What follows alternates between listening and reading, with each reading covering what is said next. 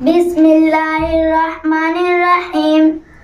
آج کا سبق موضوع پر مسح کرنے کا بیان۔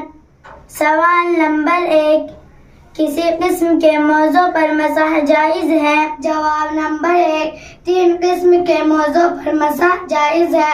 اول، چمڑے کے موزے جن سے پاؤں ٹخنوں تک چھپے رہے۔ دوسرے، وہ اونی سوتی موزے جو اس قدر موٹے اور گاڑھے ہو کہ خالی موزے پہن کر 3-4 میل راستہ چلنے سے نہ پھٹے۔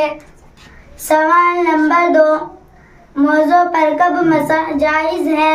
جواب نمبر 2، جب وضو کر کے یا پاؤں دھو کر پہلے پھر وضو ٹوٹنے کی حالت میں موزے پہنے ہوئے ہو۔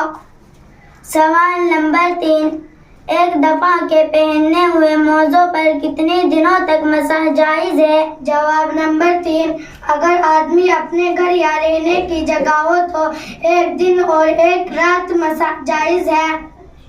سوال نمبر 4، موزوں پر کس طرح مسح کرے؟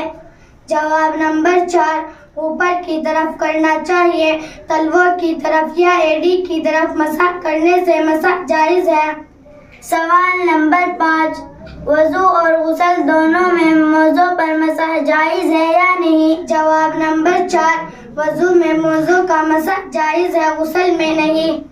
سوال نمبر 6، مسح کس طرح کرے؟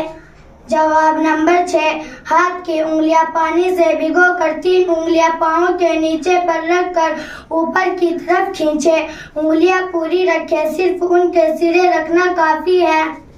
سوال نمبر 7، پھٹے ہوئے موزوں پر مسح جائز ہے یا نہیں؟ جواب نمبر 4، اگر موزہ اتنا پھٹ گیا کہ پاؤں کی 3 چھوٹی انگلیوں کے برابر کھل گیا یا چلنے میں کھل جاتا ہے تو اس پر مسح جائز نہیں، اور اس سے کم پھٹا ہو تو جائز ہے۔